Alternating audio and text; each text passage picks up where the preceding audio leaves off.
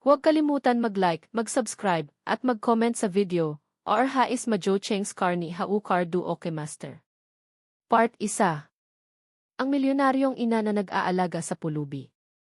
Hindi alam na sariling anak niya ito. Huwag kalimutan mag-like, mag-subscribe, at mag-comment sa video. Sa isang malaking lungsod sa Maynila, may isang kilalang negosyante na si Doña Isabela Villarreal. Siya ay may-ari ng mga hotel, restaurant, at real estate company. Marami ang humahanga sa kanya dahil sa kanyang talino at kabutihan. Ngunit sa likod ng kanyang tagumpay may isang sugat sa kanyang puso na hindi kailanman gumaling. 20 taon na ang nakalipas. May isang trahedyang nangyari sa kanyang buhay. Ang gabing nagbago ang lahat. Noong panahong iyon, si Isabela ay hindi pa mayaman. Isa lamang siyang simpleng babae na may maliit na negosyo. Mayroon siyang isang anak na lalaki, si Gabriel. Si Gabriel ang kanyang mundo. Masayahin, mabait at napakalambing na bata. Isang gabi, habang sila ay nasa isang probinsya para sa bakasyon, nagkaroon ng malakas na bagyo. Bumagsak ang isang puno malapit sa kanilang bahay. Nagkagulo. Nagkahiwalay sila sa dilim. Nang bumalik ang liwanag ng umaga, wala na si Gabriel. Hinahanap nila ito kung saan-saan. Sa ilog. Sa kagubatan. Sa ospital. Ngunit parang nilamon na siya ng hangin. Hindi na natagpuan. Ang pusong hindi na nakabangon. Halos mabaliw si Isabela sa kakahanap.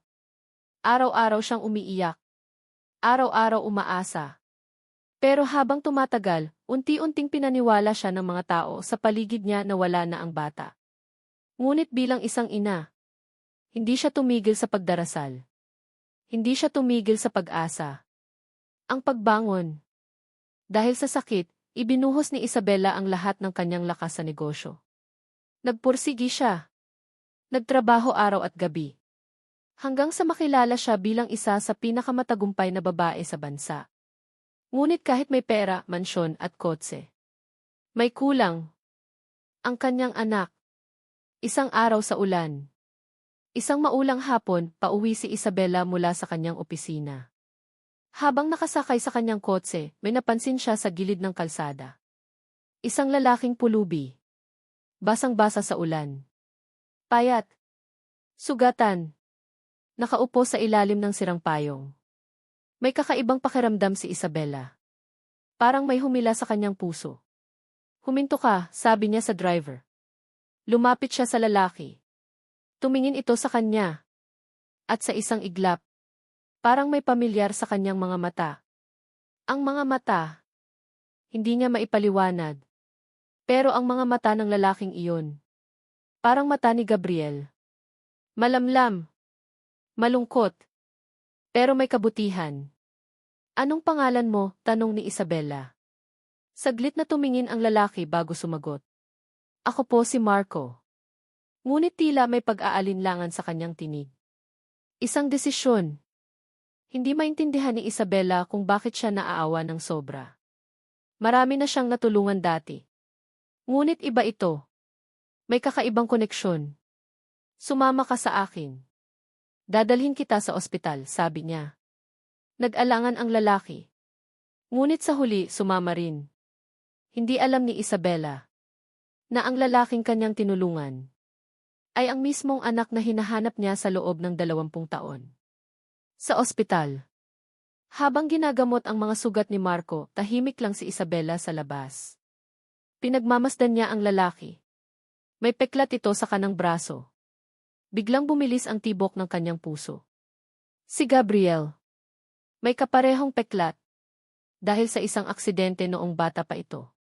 Hindi niya alam kung nagkataon lamang. O may ibig sabihin. Ang nakalimutang nakaraan. Habang nagpapahinga si Marco, nagkaroon siya ng bangungot. Sumisigaw siya habang natutulog.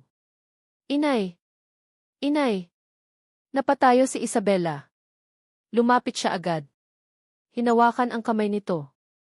Anak, mahina niyang bulong. Hindi niya alam kung bakit niya nasabi iyon. Ang unang hakbang. Pagkatapos ng ospital, inalok ni Isabela si Marco ng tirahan sa kanyang lumang guest house. Hindi bilang amo, kundi bilang tagapag-alaga. Hindi niya maipaliwanag kung bakit niya ito ginagawa. Pero pakiramdam niya, may dahilan. Ang lihim ni Marco. Hindi alam ni Isabela na si Marco ay walang maalala sa kanyang nakaraan. Nakita lamang siya ng isang matandang magsasaka noon sa tabi ng ilog, sugatan at walang malay. Wala siyang alam na pangalan. Walang pamilya. Walang pagkakakilanlan. Ang pangalang Marco ay ibinigay lamang sa kanya. Isang tahimik na gabi. Habang nakaupo si Isabela sa balkonahe, tinitingnan ang mga bituin, may pumatak na luha sa kanyang pisngi. Kung nasaan ka man, Gabriel, sana buhay ka pa. Sa loob ng guest house, nakatingin si Marco sa parehong buwan. Hindi niya alam kung bakit. Pero pakiramdam niya, may kulang sa kanyang buhay. May hinahanap ang kanyang puso. LSE Part 1. Part 2, ang mga senyales na hindi maipaliwanag. Ang milyonaryong ina na nag-aalaga sa pulubi. Hindi alam na sariling anak niya ito. Sa mga nakaraang araw, tila nagbago ang tahimik na buhay ni Doña Isabela.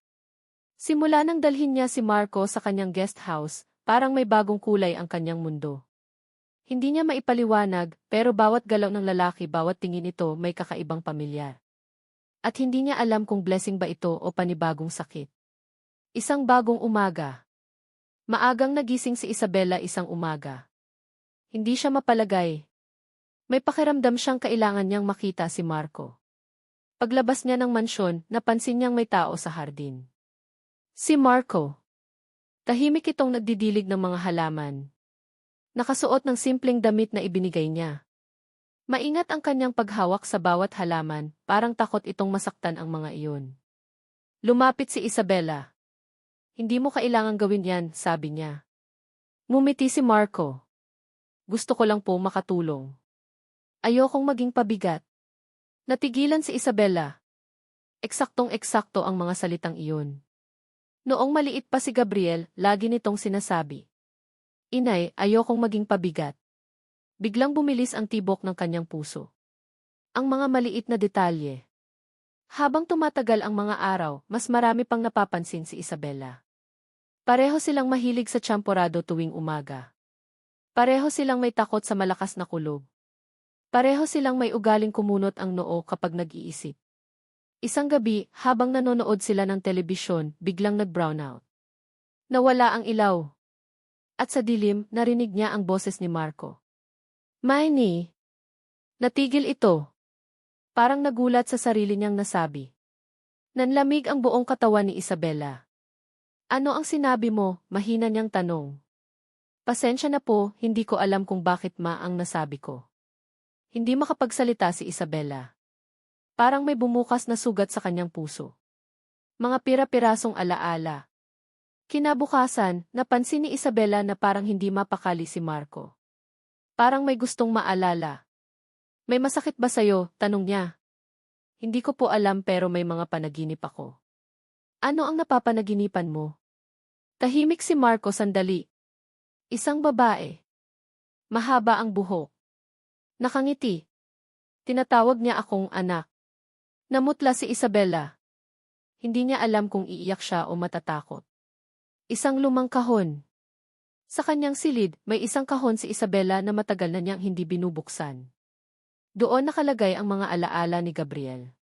Lumang laruan. Maliit na sapatos. At isang kwintas na may letrang T. Inilabas niya ang kwintas. Pinagmasdan. Kung ikaw nga paano ko malalaman, bulong niya. Isang ideya. Ilang araw pa ang lumipas. Mas lumalalim ang kanyang hinala. Hindi na niya kayang baliwalain. Kaya isang gabi, habang kumakain sila ng hapunan, dahan-dahan niyang tinanong. Marco, gusto mo bang malaman kung sino ka talaga? Natigilan ang lalaki. Ano po ang ibig ninyong sabihin? Pwede tayong magpadna test. Nanahimik ang paligid. Parang tumigil ang oras. Kung may posibilidad na may pamilya ka pa si. Napayuko si Marco. Gusto ko po pero natatakot ako. Hinawakan ni Isabela ang kanyang kamay. Ako rin. Ang lihim ng nakaraan. Ngunit hindi nila alam. May isang tao ang lihim na nagmamasid. Si Veronica, ang personal assistant ni Isabela. Matagal na itong may lihim na galit. Hindi niya gusto na may ibang lalaking malapit sa kanyang amo. At higit sa lahat, may sikreto siyang alam. 20 taon na ang nakalipas, siya ang huling taong nakakita kay Gabriel. At may kinalaman siya sa pagkawala nito. Isang pag-amin sa sarili. Habang nasa balkonahe si Isabela, nilapitan siya ni Marco. Ma'am, may itatanong po ako. Ano iyon? Kung sakaling may pamilya nga ako at hindi ako tanggapin, ano ang gagawin ko? Napatingin si Isabela sa kanya. Kung sino ka man, may taong nagmamahal sa'yo. Huwag mong kalimutan iyon. Hindi niya namalayan na may luha na sa kanyang mga mata. Ang pagsusuri. Dumating ang araw ng test. Tahimik ang loob ng ospital. Pareho silang kinakabahan. Habang kinukuhanan sila ng sample, parang may mabigat na hangin sa paligid. Isang simpleng test. Pero kayang baguhin ang lahat. Mga 2 linggo po ang resulta, sabi ng nurse. 2 linggo. Parang 2 taon ang pakiramdam. Ang mga bangungot. Habang naghihintay, mas lumalala ang mga panaginip ni Marco. May mga imahe siyang nakikita. Isang ilog. Isang bagyo. Isang babaeng umiiyak. At isang babae na may hawak na kwintas. Isang gabi, nagising siyang sumisigaw. Inay! Huwag mo akong iwan. Narinig ito ni Isabela at agad na tumakbo papunta sa guest house. Pagbukas niya ng pinto, nakita niya si Marco na umiiyak. Yakap-yakap niya ang sarili. Lumapit si Isabela. Hindi na siya nakapag-isip. Yinakap niya ang lalaki. At hindi kita iiwan, bulong niya. Pareho silang napaiyak. Ang plano ni Veronica. Samantala, tahimik na gumagawa ng plano si Veronica. Hindi niya pwedeng hayaan na malaman ang totoo. Dahil kapag nalaman ni Isabela ang katotohanan, malalaman din niya ang kasalanan ni Veronica noon. Isang pagkakamaling ginawa dahil sa inggit. At kasakiman. Kaya bago pa lumabas ang resulta ng may balak siyang sirain ito. Ang huling araw ng paghihintay. Lumipas ang mga araw na parang mabagal ang oras. Si Isabela ay hindi na makatulog ng maayos. Si Marco ay lalong naguguluhan. May mga pagkakataon na bigla siyang natitigilan. Parang may gustong maalala. Isang hapon, habang nag-aayos si Isabela ng lumang album, nahulog ang isang litrato. Ito ay larawan niya at ni Gabriel noong 3 taong gulang pa ito. Biglang pumasok si Marco sa silid. Napatingin siya sa litrato. At nanlaki ang kanyang mga mata. Bakit parang ako ito, bulong niya. Nanginginig ang kamay ni Isabela. Hindi ko alam, di. Ang tawag. Kinabukasan, tumunog ang telepono. Ang ospital. Handa na ang resulta. Nanginginig ang kamay ni Isabela habang hawak ang telepono. Pwede na po kayong pumunta para kunin ang resulta. Nagkatinginan sila ni Marco. Pareho silang takot. Pareho silang umaasa. Hindi nila alam. Nasa parehong oras. Nasa ospital na si Veronica. May hawak na sobre. At may masamang balak. VSE Part 2. Part 3, ang katotohanang halos hindi na mabunyag. Ang milyonaryong ina na nag-aalaga sa pulubi. Hindi alam na sariling anak niya ito.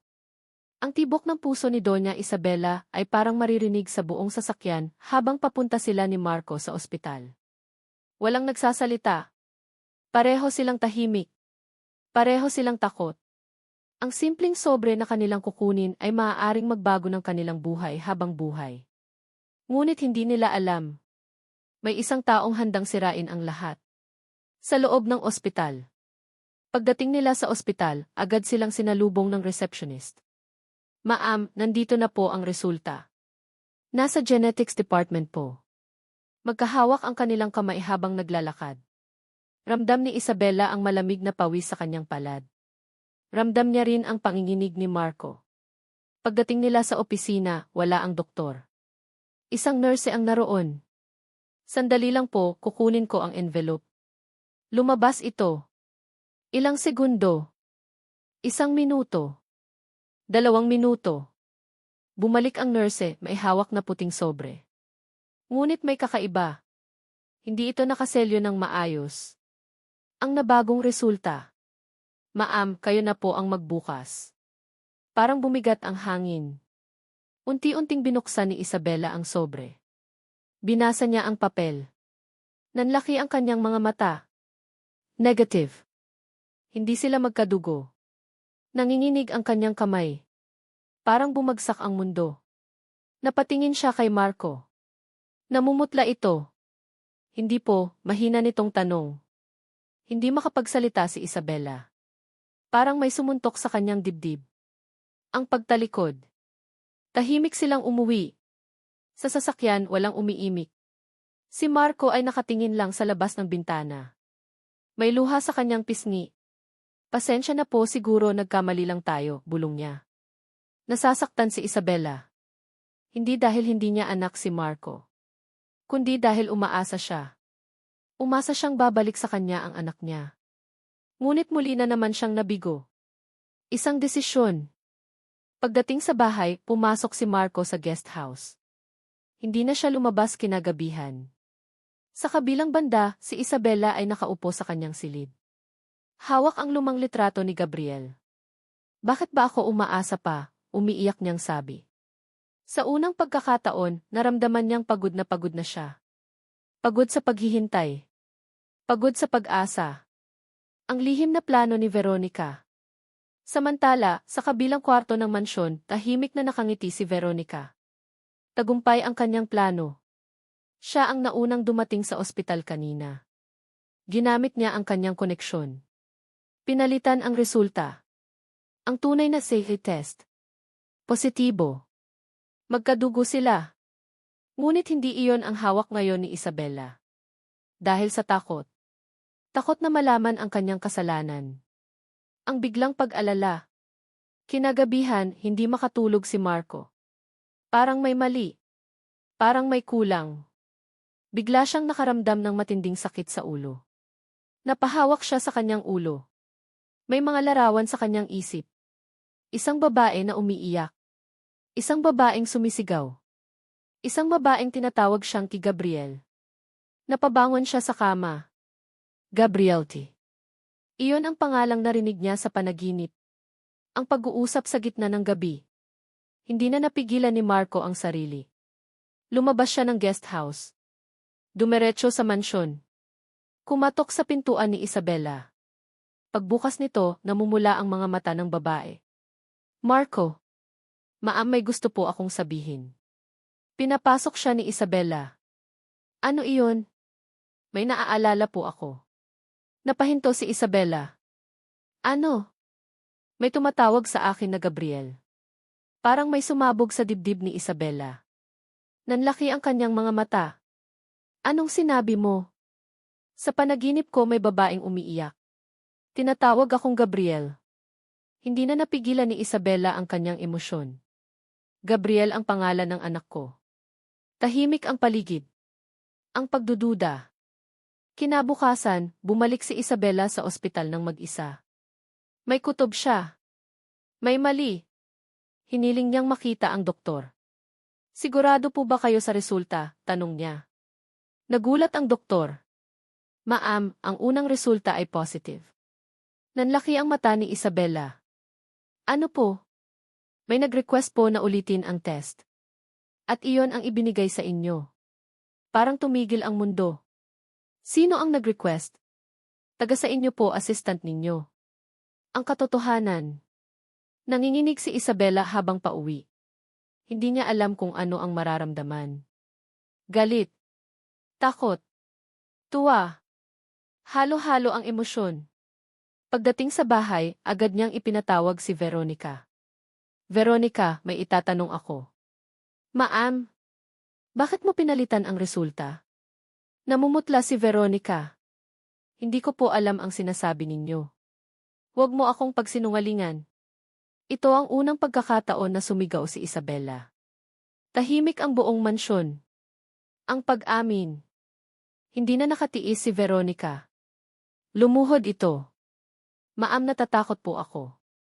Sa ano? Dahil alam ko po ang totoo. Noong araw na nawala si Gabriel, Natigil ito. Kasama ko po siya. Nanlaki ang mata ni Isabela.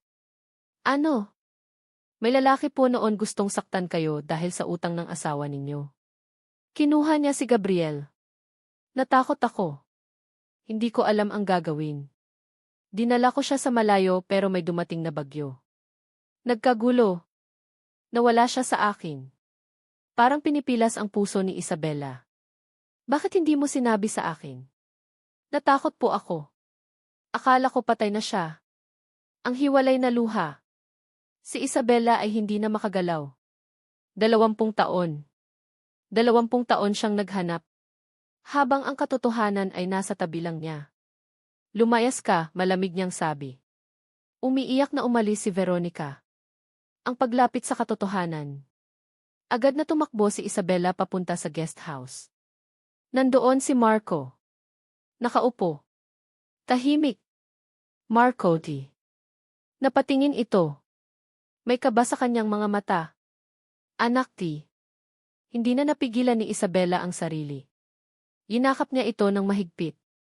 Gabriel, kaanak kita. Nanginginig si Marco. Ma'am. Positive ang unang resulta.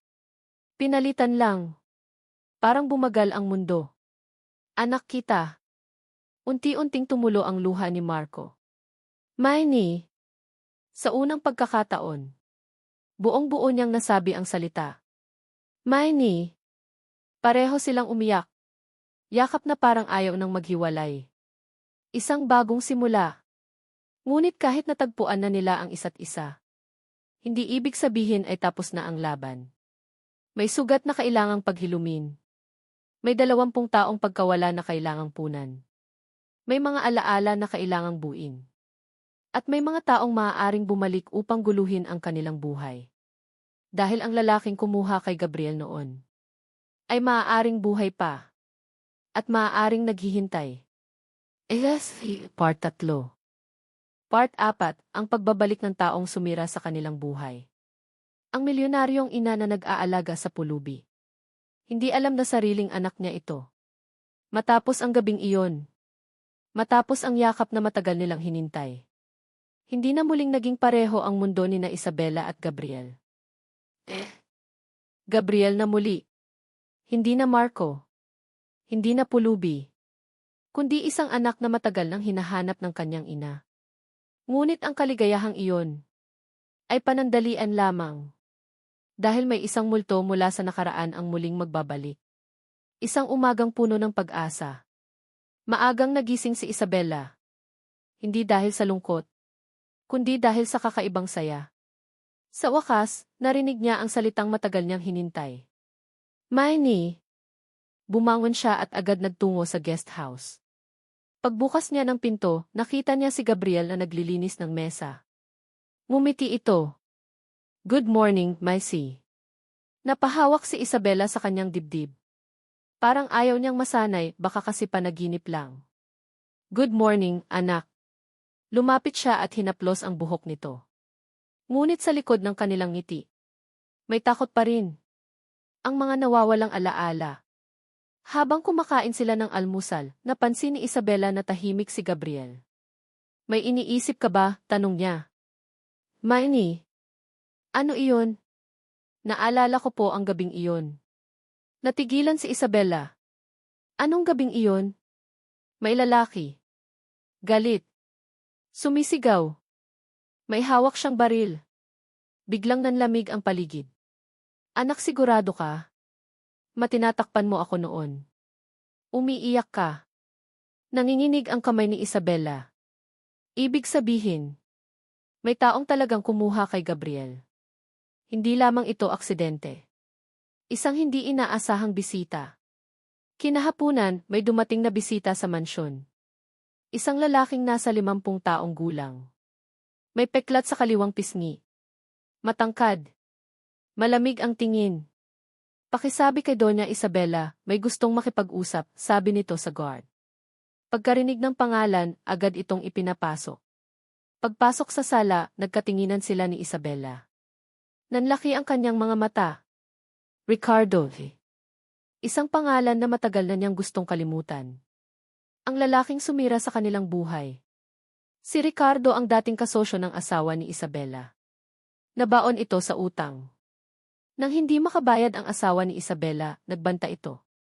At noong gabing iyon, siya ang huling nakita malapit kay Gabriel. Matagal na panahon, Isabela, malamig nitong sabi. Ano ang kailangan mo? Matigas na sagot ni Isabela. Balita ko may bumalik sayo. Nanlaki ang mata ni Isabela. Wala kang karapatang banggitin ang anak ko. Ngumiti si Ricardo. Sigurado ka bang ligtas siya? Ang banta. Lumapit si Ricardo. Alam mo ba kung bakit ko siya kinuha noon? Nanginginig si Isabela sa galit. Hindi ko siya gustong saktan. Gusto ko lang ipakita sa asawa mo na seryoso ako. Pero bata siya. Kasalanan ninyo ang nangyari. Parang sasabog ang dibdib ni Isabela. Ano ang gusto mo ngayon? Bayaran mo ang utang ng asawa mo kasama ang interes ng 20 taon. Patay na ang asawa ko. Pero buhay ka pa. Tahimik ang paligid. Ang pagdinig ni Gabriel. Hindi nila alam. Naririnig ni Gabriel ang lahat mula sa hagdan. Ang bawat salita. Ang bawat banta. Unti-unting bumalik ang mga alaala. Ang mukha ng lalaking iyon. Ang malamig na gabi. Ang takot. Bigla siyang bumaba. Ikaw. Nagulat si Ricardo. Tanda mo ako. Ikaw ang kumuha sa akin. Namutla si Ricardo. Ang paghaharap. Lumapit si Gabriel. Bakit mo ginawa iyon? Wala kang alam, bata. Anak ko siya, sigaw ni Isabela. Anak mo. Kung hindi dahil sa inyo, hindi ako mawawala ng lahat. Nagkagulo ang emosyon. Galit. Takot. Sakit. Ngunit hindi na bata si Gabriel ngayon. Lumaki siyang sanay sa hirap. Sanay sa pakikipaglaban. Huwag mo nang subukang saktan ang nanay ko, matatag niyang sabi. Ang huling banta. Bago umalis, lumingon si Ricardo. 1 linggo. 1 linggo para magbayad. Kung hindi na niya tinapos ang salita. Ngunit malinaw ang ibig sabihin. Pag-alis niya, bumagsak si Isabela sa sofa. Anak, kasalanan ko ito. Lumuhod si Gabriel sa harap niya. Huwag mong sabihin iyon, Matthew. Ang desisyon ng isang ina. Kinagabihan, nag-isip si Isabela. May sapat siyang pera para bayaran si Ricardo. Ngunit kapag ginawa niya iyon, hindi ba ulit lamang ang pananakot? Kailangan niya ng tulong. Kaya tinawagan niya ang kanyang abogado. At kung magreklamo tayo, tanong niya. Ma'am, may sapat tayong ebidensya kung mapapatunayan ang kidnapping. Tumahimik si Isabela. Ito na ang pagkakataon. Hindi na siya magtatago. Ang pag-uusap ng mag-ina. Sa balkonahe, magkatabi silang nakaupo. Anak, natatakot ka ba? Pero mas natatakot akong mawala ka ulit. Napayakap si Isabela. Hinding-hindi na kita pababayaan. Makahit ano pa ang mangyari, hindi na ako mawawala. Sa unang pagkakataon, nararamdaman ni Gabriel na may tahanan siya. Hindi na siya nag-iisa. Ang paglaban. Kinabukasan, naghain ng kaso si Isabela laban kay Ricardo. Kidnapping. Extortion. Pananakot. Hindi na siya ang babaeng umiiyak sa dilim. Isa na siyang ina na handang ipaglaban ang kanyang anak. Ang galit ni Ricardo. Nang malaman ni Ricardo ang kaso, nagalit ito. Akala niya matatalo niya ako. Ngunit hindi na siya kasing lakas ng dati. Marami ng ebidensya. May mga saksi. At higit sa lahat, may alaala si Gabriel. Ang pag-atake. Isang gabi, habang pauwi si Gabriel mula sa grocery, may sumunod sa kanya. Isang sasakyan. Bumilis ang tibok ng puso niya. Biglang may bumaba. Isa sa tauhan ni Ricardo. Ngunit bago pa siya masaktan, may humarang na kotse. Ang driver ni Isabela. Nagkaroon ng komosyon. Tumakas ang lalaki. Ngunit malinaw ang mensahe. Hindi pa tapos si Ricardo. Ang takot na bumabalik.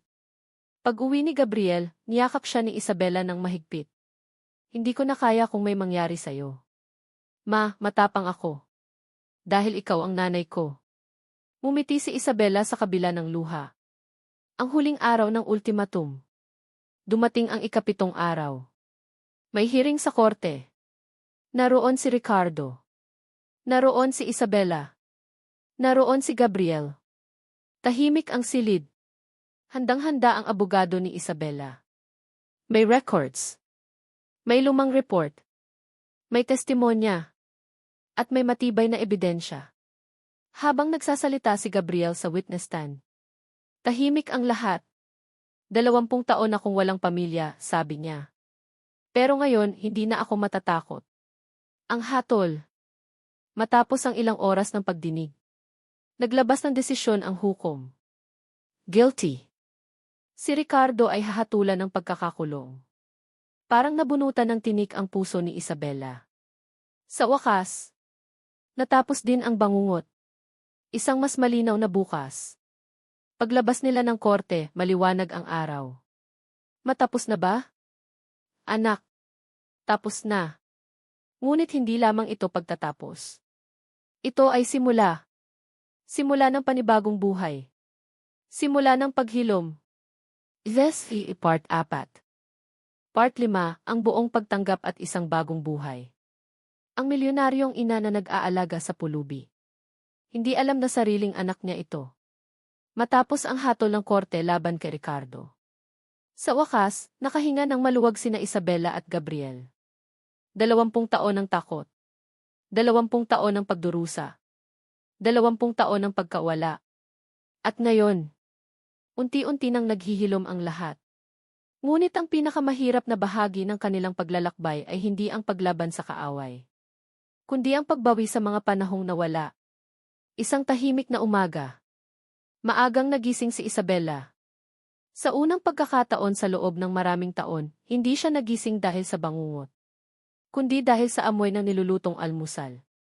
Paglabas niya ng silid, nakita niya si Gabriel sa kusina. May suot itong apron. Bahagyang sunog ang pandesal. Ngunit nakangiti. Good morning, ma, masigla nitong sabi. Napahawak si Isabela sa kanyang bibig. Hindi siya makapaniwala. Isang simpleng eksena. Ngunit para sa kanya. Ito na ang himala. Good morning, anak. Lumapit siya at tinikman ang niluto. Medyo maalat. Pero pinuri pa rin niya. Masarap. Ngumiti si Gabriel. Talaga? Dahil ikaw ang nagluto. At pareho silang natawa. Ang pagbabalik ng alaala. Habang lumilipas ang mga araw, mas marami pang alaala ang bumabalik kay Gabriel. Isang hapon, habang nag-aayos ng lumang album si Isabela, lumapit siya. Tandaan mo ito, tanong ng ina, sabay turo sa litrato.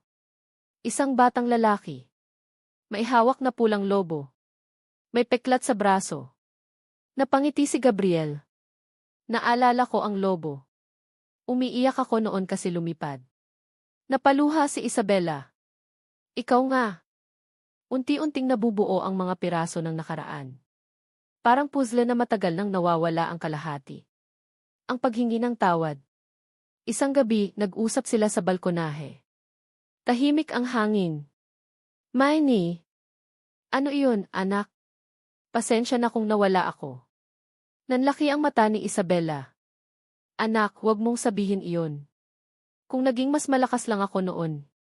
Agad siyang niyakap ni Isabela. Bata ka pa noon. Hindi mo kasalanan. Tahimik silang umiyak. Hindi dahil sa sakit. Kundi dahil sa wakas, may pagkakataon na silang maghilom. Ang bagong simula. Nagdesisyon si Isabela na opisyal nang ipakilala si Gabriel bilang kanyang anak sa publiko. Nagdaos siya ng isang simpleng pagtitipon sa kanyang hotel. Naroon ang mga kaibigan. Mga business partners. Mga empleyado. Habang nasa entablado si Isabela, hawak niya ang kamay ni Gabriel. 20 taon kong hinanap ang anak ko, sabi niya. Ngayon, ibinabalik siya sa akin ng Diyos.